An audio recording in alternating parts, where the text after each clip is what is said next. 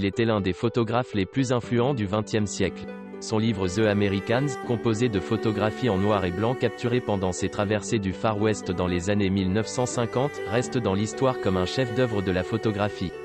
Le vagabond de l'image Robert Frank s'est éteint lundi à Inverness, en Nouvelle-Écosse à l'âge de 94 ans, annonce le New York Times.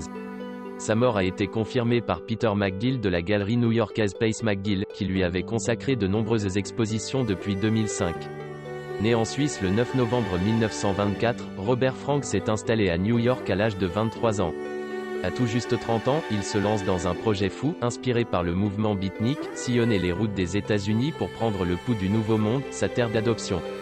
Lors de son périple, effectué entre avril 1955 et juin de l'année suivante, Mr. Frank utilisa pas moins de 700 pellicules.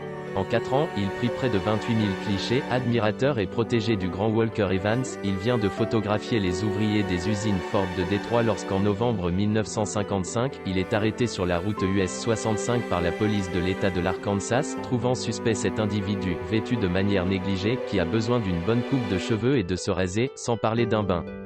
3 jours de prison sans autre forme de jugement pour ce juif, soupçonné d'être un rouge, raconte à Magali Geoffrey dans l'Humanité en 2004. Ailleurs, dans le sud toujours d'un autre siècle, un shérif lui donne 1 heure pour quitter la ville.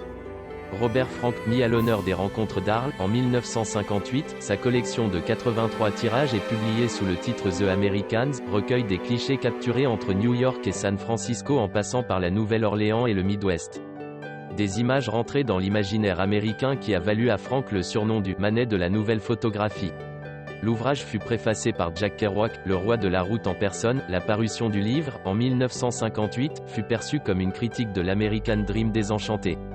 The Americans valut à Frank d'être taxé d'anti-américanisme, dans un pays obsédé par la chasse aux sorcières.